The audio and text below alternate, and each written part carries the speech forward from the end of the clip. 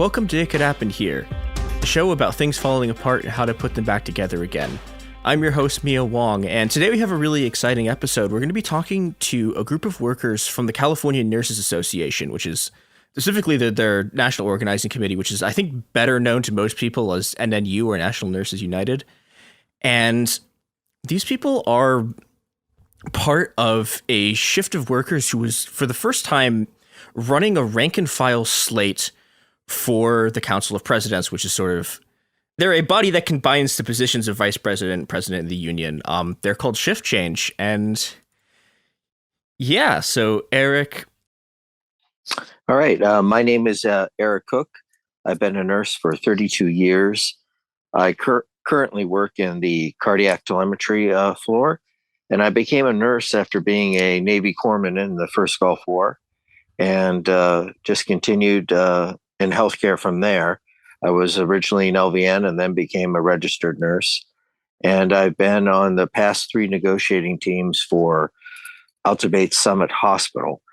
And I've seen a lot of changes in the attitude and movement of the union in the past 12 years. So I'm hoping with John and Raina and Mark to make a change for our union and our members for the better. Yeah, glad you could be here to join us. Thank you. Yeah, Raina, do you want to introduce yourself? Hi there. I'm Raina Lindsay. I have been a California nurse for over 13 years. And out of those 13 years, 8 of them I've been in Altabates Medical Center, which was my first union as an RN. And also I work in ICU, and I've been there for about 7 years. Wow. And I worked with Eric a year prior to that. So the reason why I became a nurse is a long story, but the bridge version is at the beginning, I wanted to be a lawyer. So when I went to college, I kind of found out I was dyslexic. So that kind of backed out. And then I also was a teen mom, which that's something that a lot of people do not know about me. And during that whole process, I wanted to find something that I could be an advocate for people and also know the political side of it. So nursing became the best benefit. One thing I love about nursing is you can learn everything about the world and know about people without going anywhere. So that was the thrill. And then also being an advocate for the patients I take care for. In addition to that, knowing my peers and knowing that we all have the similar struggles when it comes to the systems that we work for. It doesn't matter which employer you work for. And so being in the union, it gives you that way of a contract between you and your employer. And along the way, there has been some issues which Eric and I and John all been experiencing where things do need to change. And being part of Shift Change is part where we have the change of leadership and be more transparent between the union, the employer, and the people in general. Hell yeah. And yeah, John, do you want to introduce yourself? Yeah, sure. I'm John Hieronymus. I'm a PACU recovery nurse at University of Chicago. Before that, I was in the medical ICU for 6.5 years. And then before that, I was like a associate's degree RN working at the emergency room at Holy Cross Hospital. And I also started, which is funny to me, as an LPN, which is the same thing as an LVN that Eric did. And I was a CNA before that. I decided to become a nurse way back in the day when I was trying to figure out what I wanted to do after dropping out of high school. And I was thinking about, man, maybe I should become like a history teacher. And I was like, oh, why would I want to go back to this place that I hate so much? I dropped out of it.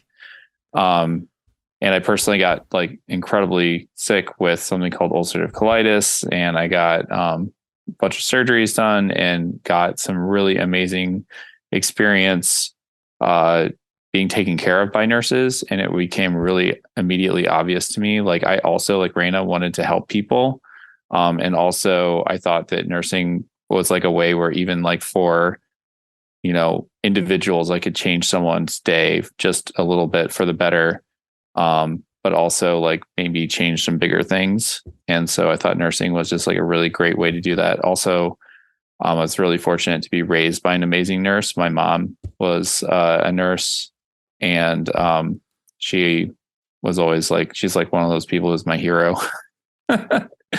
And a lot of other nurses in my family, both men and women, including someone who is like a Kentucky frontier nurse, is like the first group of nurse practitioner, nurse midwives back in the 1940s back in Kentucky. So I got a lot of nurses in my family, and I'm just like incredibly proud to be like carrying on all the stuff that they have been doing for all their years as like nurses. So, and like meeting the folks out in California, like Raina and Eric, it just makes me feel so good. Like we're doing really important stuff in terms of both our daily practice of being a nurse, but also like that we can have like this bigger impact on how things are happening in our profession, in the healthcare industry, and just the broader world.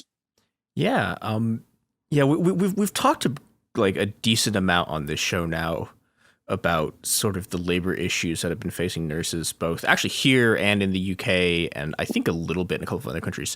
Yeah, I was wondering what were the sort of specific things that y'all were dealing with, both just in the profession and then also in the union, that got y'all together to run the slate?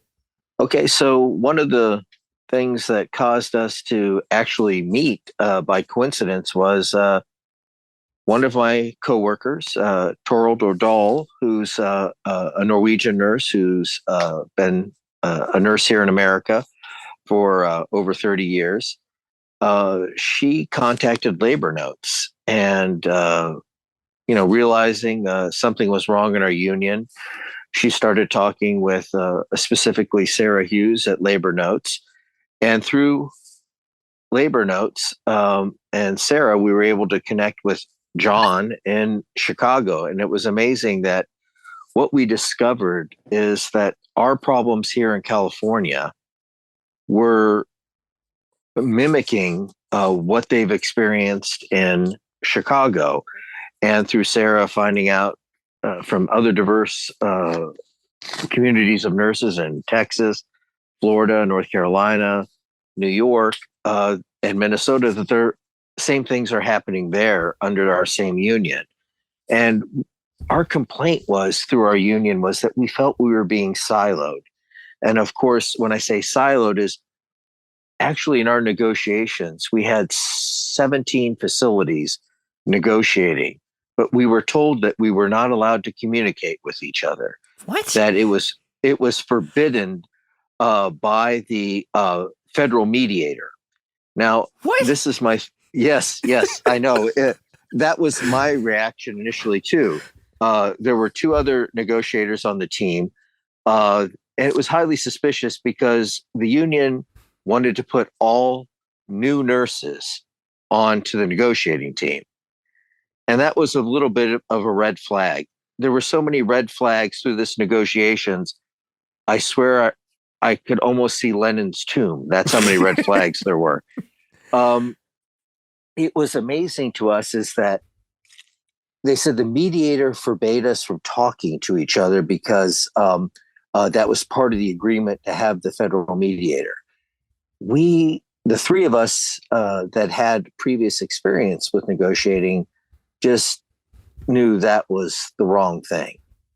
And it took over at least about 7 months before we started breaking through to other tables and communicating with them on text and having our own Zoom conversations with them to convince them that, no, this is a lie. We are allowed to talk to each other. And we end up finding out that we were kind of being railroaded into what we considered an agreement that was less than satisfactory for the workers, for the nurses who have suffered during the pandemic. we could have gotten probably one of the greatest contracts that any nursing body had ever received. We had the industry by the throat. We suffered so much, John, everybody throughout the country, all the nurses suffered, everybody suffered. But everybody that was at that bedside during the pandemic, it was a horrific experience. It's great when you take care of people and you heal them. Yes, that's a great thing, but the stress and the unending anxiety that you felt. And then in the midst of this, you have a union that shortchanges you at a point when we had so much power. And thank heavens for Sarah to put us into contact with all these other nurses to realize that it wasn't just the Sutter division of the California Nurses Association that was running things amok. It was actually, it seemed to be a perceived playbook plan of what they were doing throughout the country. And I think nobody perceives themselves as doing evil or anything like that. I think they always think that they're doing it for the better interest of everybody. But that's what's important about a rank and file movement, is that every nurse, every person in the union is important and deserves a voice. And we don't need to be gaslit. We don't need to be mistreated by the union that we pay to represent us. We need to be marching on the boss. We could have had an unending euphoria for nurses with a contract. We could have had great staffing. We could have had better pay. We could have had everything that we wanted to make our work lives to be the best they could be. And it seemed our union already had a pre-planned agreement with the corporation. Now they deny that, but it's kind of hard to believe when they had the same agreement that they were supposedly negotiating in silos, that they weren't communicating. Each table was supposedly negotiating their own, but it was the same thing they wanted at every table.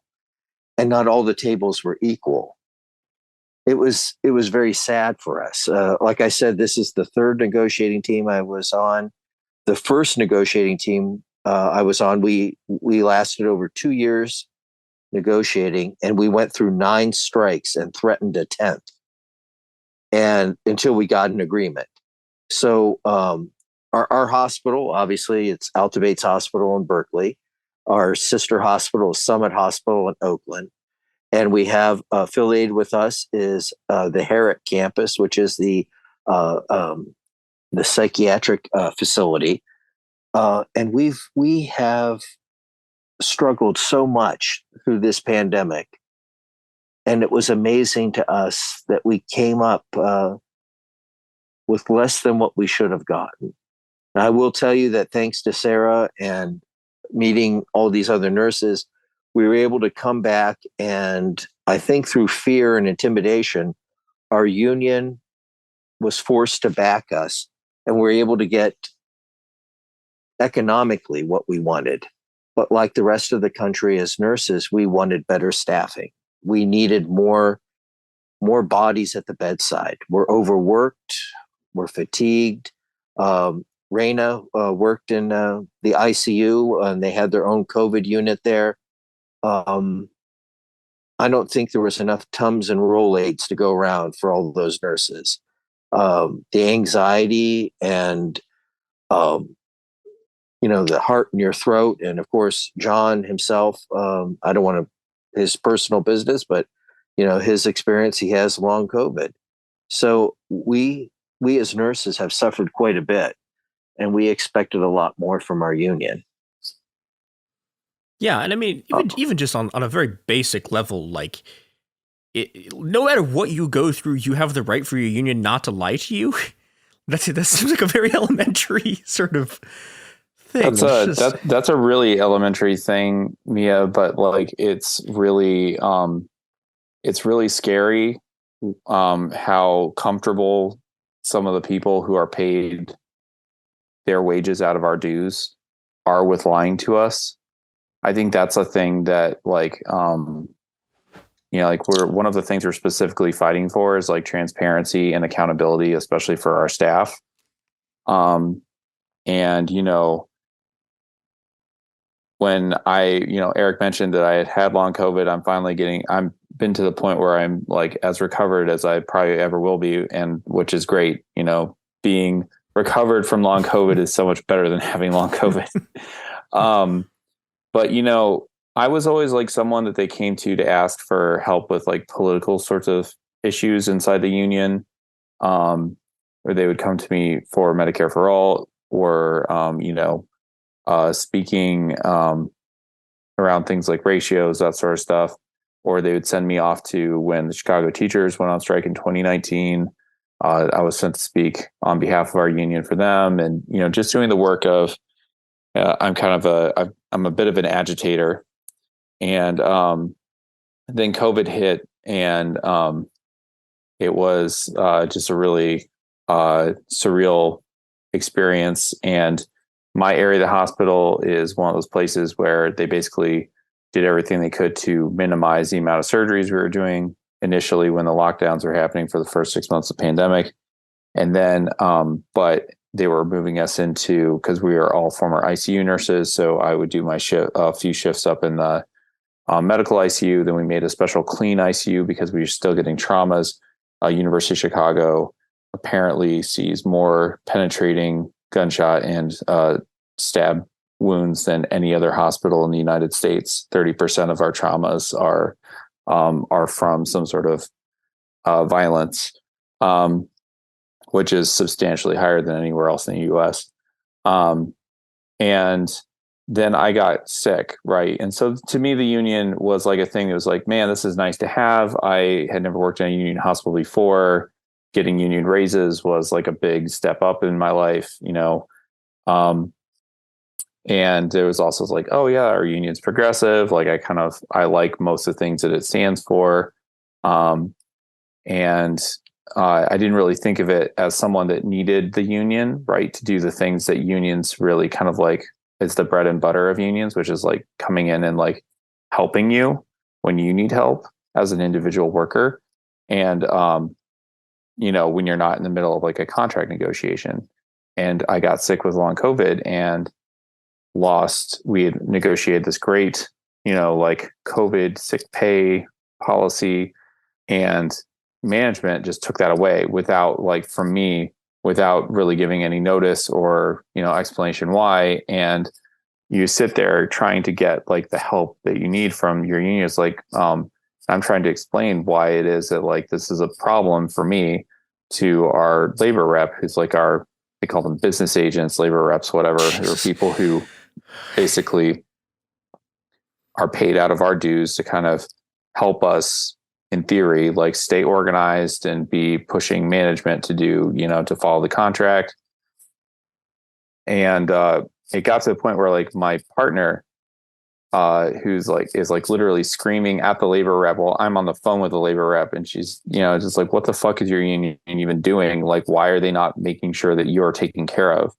And it was like this really like come to Jesus moment where you're like, oh yeah, like this union shit isn't just like, platitudes about like, we need a ratio bill in Illinois or, Medicare for all or Bernie Sanders. It's like, oh, this shit is actually like about my material well-being. And like my family still hasn't recovered from all that because they only, after an enormous amount of pressure was put on staff, they finally started looking into it. And we got, payouts for not just me, but for 10 other nurses who had their COVID pay like cut, like really in unjust ways. And it really opened my eyes as to like what a union should be doing. And it really opened my eyes that maybe there's a problem with how staff interact with us as workers, because like there should be, we try and like say like, there's a service union, service unionism, and then there's rank and file unionism. And we have this weird situation in our union where they tell us we're a rank and file Democratic union, except the staff kind of treat us like, it's a business union. So we get told one thing, but then we see another thing. And like, not that I think that like, it's, the whole point of a union is you kind of pull together to take care of people who can't necessarily take care of themselves in that moment. And like, it just took an enormous amount of effort on my family's part to like get that moving. And it just seemed it was just very eye opening for me as my experience here in Chicago. No, that's really bleak. I mean, that's another thing that you would expect a union like to just be on top of, not even just a sort of, oh, well, you asked them and they started doing it. Like you would think that, hey, the people who got COVID doing this job, not getting paid what they're supposed to be getting paid would be like a priority and not something you have to fight them over. That is, that is incredibly grim. I don't know.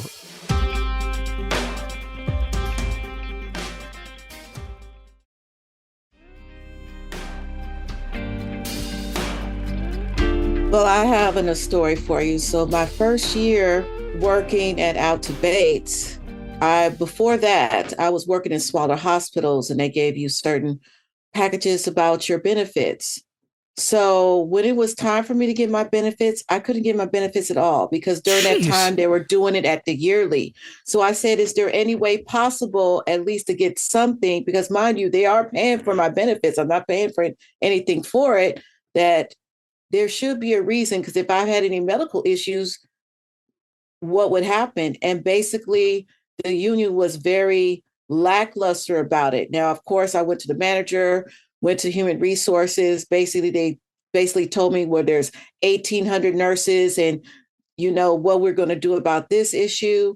And pretty much it has pretty much disappeared about it. There was nothing I could do. So for that whole year, so I worked in January of 2015. I had to wait till the following year to get benefits, get medical benefits. Jesus.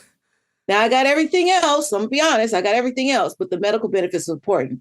But thank God I don't have any health issues. Yeah. Thank God my daughters didn't have any health issues where we didn't require any help and there wasn't an emergency. But when I started noticing there were other nurses, RTs that were experiencing the same thing, because a lot of us got hired within that time frame, they weren't telling us these issues, and we would have ended up getting these things sooner. And it's all about the transparency. It's all about our value. And then over the years, people always complain, I'm paying these dues. Why are they not helping? Why are they not supportive? And when I was actually hired, they were quick to give you the paperwork to tell you how to pay this off so they could take money off your dues quicker than what about the history about the union? Why is the union important? And what you can do if there's a grievance. There was none of that. And to this day, it's still the same thing because I precept new grads and I tell them about, part of the union, what you got. Oh, I didn't get a booklet, or, oh, I didn't hear anything about it, but I got this paper here so they could take out my dues. That's what pisses me off, if anything, is that part. So, and then all this stuff dealing with what Eric has told you, what we've been doing with the strikes and the negotiations. Me personally, we should have done negotiations within the first year of the pandemic. And I think we got everything, but they were quick to say, no, we're going to get all these facilities all together at one, and so we can all negotiate. And then the gag order happened, the slam of the gag order. And I'm like, there is a lot of collusion going on, and that shit needs to stop. So, I mean, things that they don't really tell us, which I think is really a thing that we want to resolve, is they don't really inform you of what your union rights are. You kind of get the initial, like, here's your Weingarten rights, which means that you have a right to like representation whenever you're being disciplined.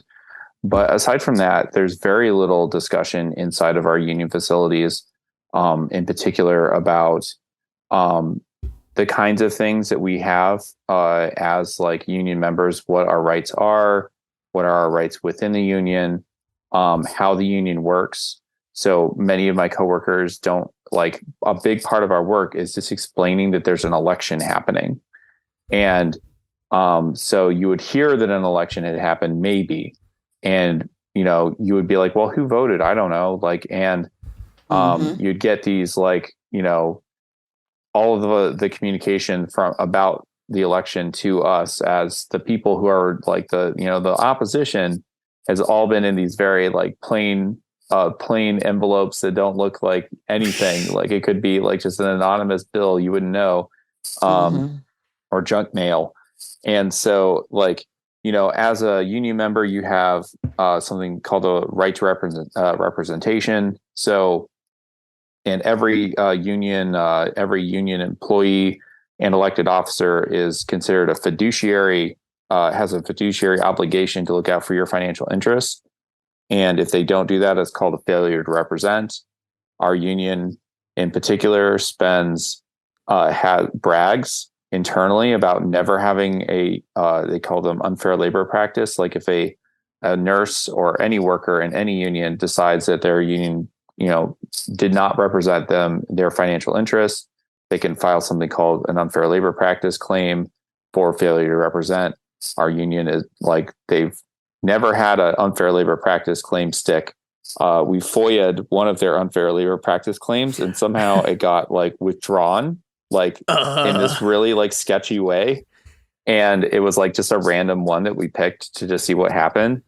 And so then it got like assigned like a special like liaison, like afterwards, like they're like, oh, we weren't supposed to do that. Like when we contacted the Department of Labor, we're going to look at that again and figure out what's going on with this. And it also turns out when we started doing research, which I think every union member listening to this should know, every union has to file paperwork.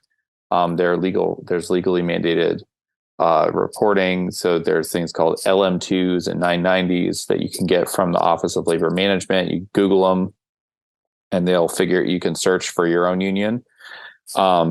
And you get to see the union finances. And we found out that there's like $42 million that our union just keeps in a bank account.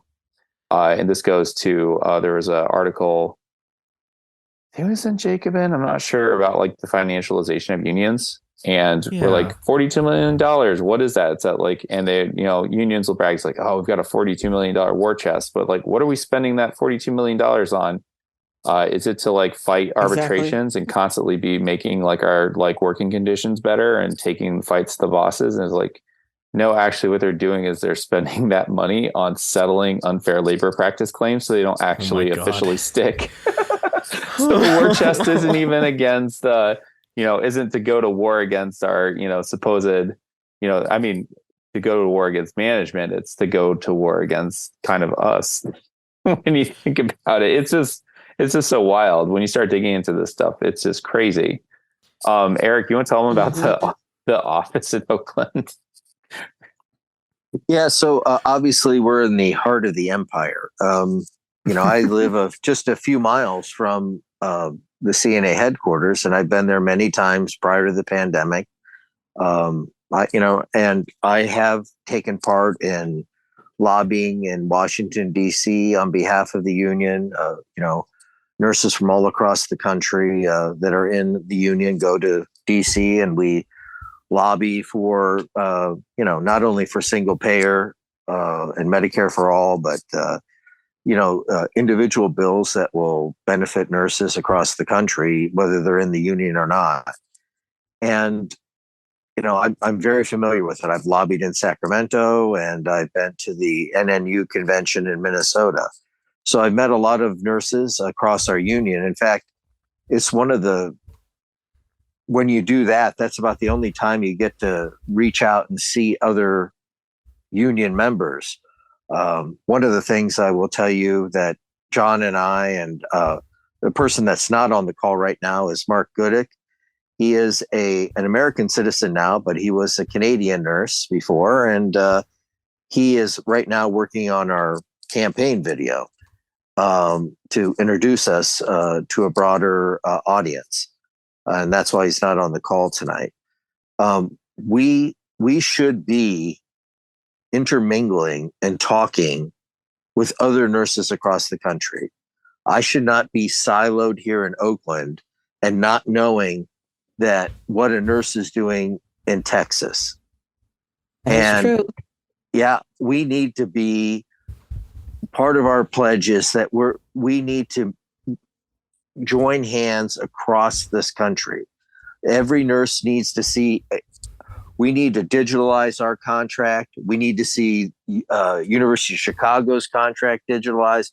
We need to be sharing our contracts so we know what good things that maybe they got in Texas, or what good things they got at the University of Chicago, or what good things we have in our contract. We need to see that nurses can say, hey, I want that language. We need to be sharing that. I don't know why it's not happening, or why it's just at the upper tiers of union management that they see these things, but we need to be joined together. No more siloing nurses. Alta Bates nurses, stay in your lane. Kaiser nurses, stay in your lane. University of Chicago, stay in your lane. No. We need to be one fighting body for the betterment of nurses. It's amazing when you find out that we have a beautiful building that the union purchased in downtown Oakland. They only occupy a few floors of it, and they rent out the rest. And you know what? It is a fabulous building, and it would be great for it to be a headquarters where we're not just fighting and lobbying for Democratic politicians, but we're actually fighting for nurses at the bedside. And that's what, our whole mission is, that we're going to be running for, is for the Council of Presidents. We need to take the macro focus down to what is happening at the bedside for every nurse across the country, and make the change for the better for them. And that's the big difference here. I'm all for an activist union, and I think we have been. The union is active in climate change, and how the environment affects the community. These things are important, but it's more important that we take care of the nurses at the bedside and offer opportunities for those nurses who want to be involved to make the community better. We need to have those resources available for them. And if we make nurses' lives at the bedside better, we're going to have more nurses available to make the community better. And that's what we need to be working on. It is going to be a fight. I can't be more honest than to tell you, we are David versus Goliath. We are 4 nurses who really have no big national exposure. But the most important thing we have is that we're bedside nurses, and we know what's important for bedside nurses. I do want to say, there's 4 of us who are running for the Council of Presidents, but we would not be even talking to you if we didn't have at least 100 nurses all over the hospitals that we're based in, doing the work of building our campaign. So I do want to point out that because our slate is 3 white guys, and it's Raina, and Raina is and we want to make sure that we're not, that we made the choice that we made was not, us coming together as 4 individuals being we should fix the union by ourselves. It was this, we keep mentioning labor notes. There's a healthcare worker chat with a fair number of nurses in our union. And we noticed that there was an election coming up. And this is also at the time when both Alta Bates was having their issues. And then in Cook County, we had a particularly traumatic firing of a very popular staffer who, without any input from the local nurses or elected local nurse leadership. And we got together and we all were what are we going to do? This is crazy. And we had people like, we were like, well, who would do, like, we have this opportunity. And if we run as a slate, we can do things like get access to, we can send emails out to other nurses and break down those silos, connect nurses from across the country. And we were like, well, if we don't do anything, we're kind of stuck in this kind of like square one, a few small hospitals talking to each other. Not small, but, a few hospitals talking to each other, still struggling against like these kind of silos that have been constructed for us by staff. And we had a vote, and there was, over 20 nurses all together raised their hands and were like, we could do this with an imperfect group of people that we recognize isn't like the fully representative of everyone in the union, but are fully committed to democratizing the union. Or we could sit and wait. And a nurse who had been in the union for a very long time, and she's now retired, said, if you all don't take this chance, you don't know what could happen in, 3 years from now. Union could be completely different. And so 2/3 of everyone in that call said, it's time to go. And we don't care. We would rather that you run and take that swing and maybe get big for all of us. So a big part of what we're doing is I've got a meeting with Cook County nurses on Thursday, and they're all basically going to come to me and tell me all the shit that I need to do for them, not the other way around. When you're the rank and file leadership, it's like taking that pyramid and you invert it, right? The people who matter the most are the regular bedside nurses, and all we can do as like people who step up into that role is we take that heat and put ourselves out there so that we can enact what our coworkers are asking us for. I literally have coworkers walking up to me completely unsolicited. I'm not walking around I told a few people up front in the beginning, because I was like, all right, you're about to see my face on some flyers. Let me tell you why. But I now have coworkers coming to me and they're like, John, you've got to tell me what the fuck's going on, because I heard a little bit about it and I need to help you. I'm just like, okay. It's a little bit like a drug, but I have to be careful because I can't let this whole thing, none of this, we all have to stay humble as we're doing this, because all four of us, John, were volunteering to help other people to run. Exactly. We were like, okay, we're here. John, Art, Raina, myself, we're here to help you guys. Who's running now? We're going to help you.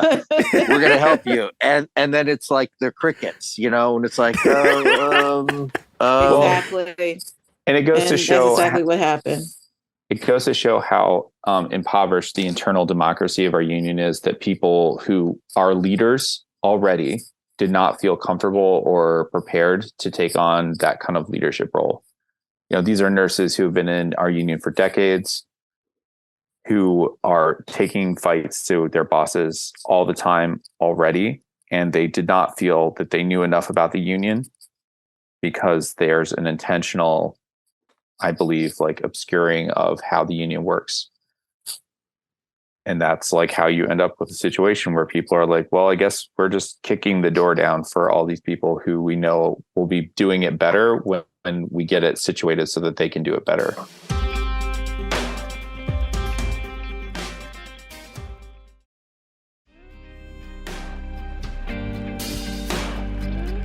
It's amazing, though, to tell us that in American history class, or you have civics class, you learn about the U.S. government, right? You know how it functions, how it runs.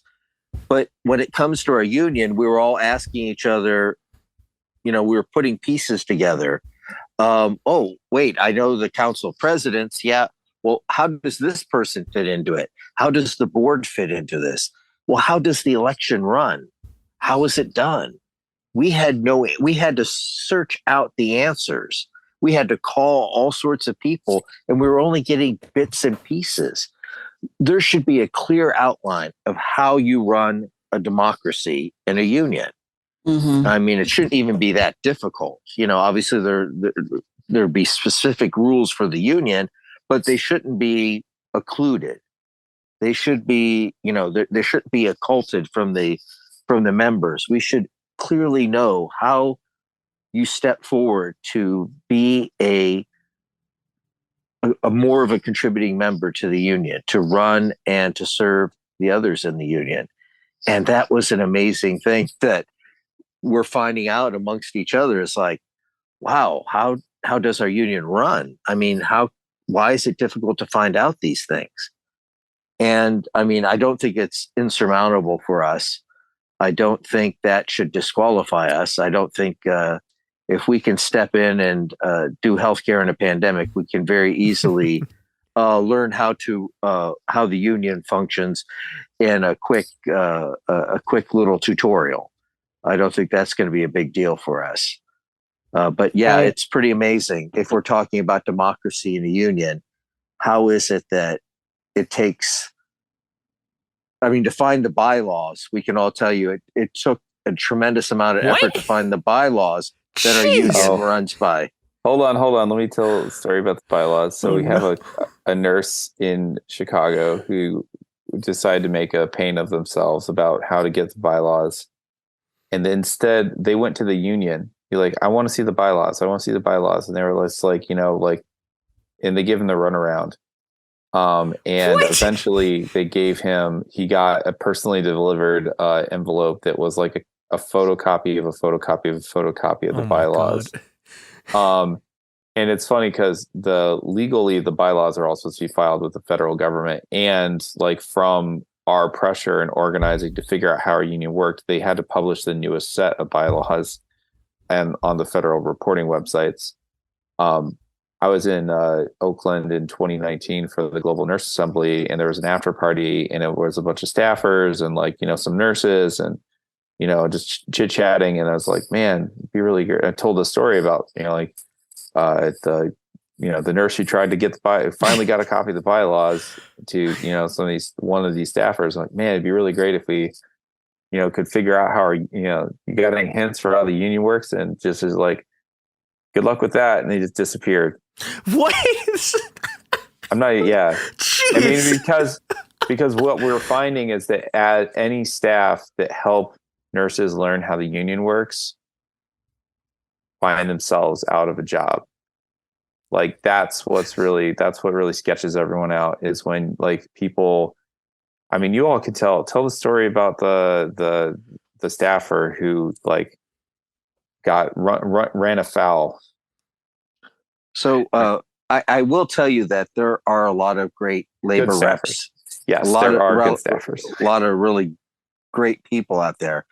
But to tell you that they would communicate with us, because obviously I told you I've done all these other actions, so I know a lot of people, and they have my personal number just because we would, when we're in other cities, you text each other and, hey, we're at this place now. Where do we meet you, etc.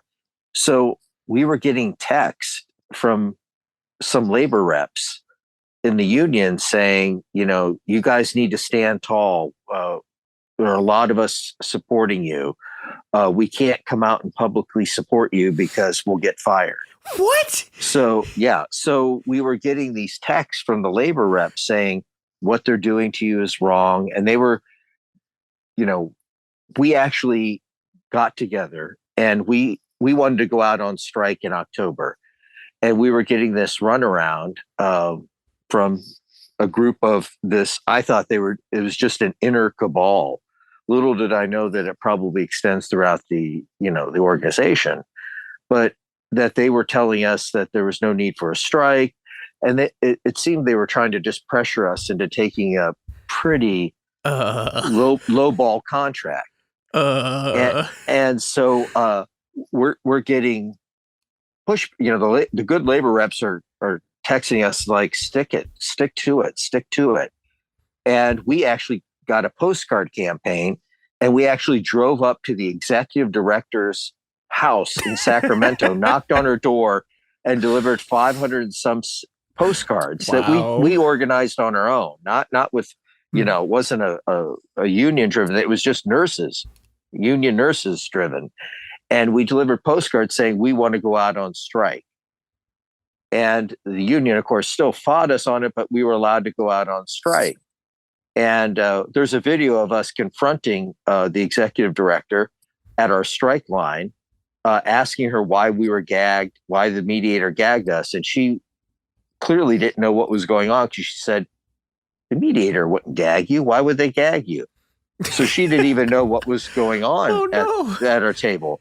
We then we were contacted, and we were told, oh, my God, they're running around like chickens with their heads cut off because they're petrified that they might lose their jobs, that they've been exposed to what they've been doing to you.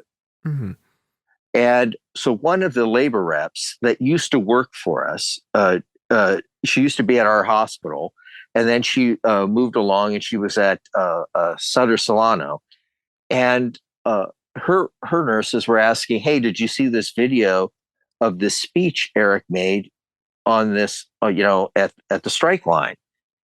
And it was a speech where I kind of excoriated the union about why they would gag us, that wasn't, we needed to be united, and we didn't need a union, working behind our back. They needed to stand with us. And so she says, well, let's see. So she was looking at the video on her union cell phone, and with the nurse negotiators at her hospital, Sutter Solano, who were also in negotiations with us that we weren't supposed to talk to because, the mediator forbade us. So she's showing the video, and they thought because she was formerly at our hospital that she was our inside scoop for all this information. What? I can swear to God and take a lie detector test. I had one exchange with her during like the 21 months that we were negotiating, and it was at a joint bargaining council meeting on Zoom where they kept the union kept muting us on Zoom. What? And preventing us from writing in the chat because we were saying we want to go out on strike. We want to go out on strike. And next thing you know, we would find out we couldn't type in the chat. So I texted her and says, can you see this? I'm trying to write in the chat, and I'm forbidden from writing in the chat. They muted me. I can't type in. And she goes, I feel for you, buddy. I feel for you. That was my only exchange with her. That caused her, and the fact that her nurses asked her to look at this video with them, that's what cost her job. Jeez. It was clearly guilt by association. And the charges were outrageous for her. We had labor reps leave because they just felt that they couldn't live with themselves with what they were doing to the nurses. It was incredible for them that they're here to work for the nurses. They're here to work for the most progressive union in the country. And it was a fraud. That's been like a big, consistent problem, is that we know that they are busting their own, the staff are supposed to have a union. Mm-hmm. The staff have their own contract, and that's a normal thing inside unions, right? Yeah. That, to keep, we believe in that every worker who, works for wages should be in a union. And we have seen time and again that the contract, they've busted their own unions. Jeez. So there was a slate that was run of nurses or not nurses, of the staffers. I think it was in 2021 where they were trying to get something together to change, things inside, how they relate to their management. And several of those staffers were basically illegally fired. Jesus. So this is and I know you keep saying Jesus a lot, but there's a reason, Mia, me, I wouldn't be running into this sort of situation if it wasn't out of this world, the stories that we hear. And they're the same.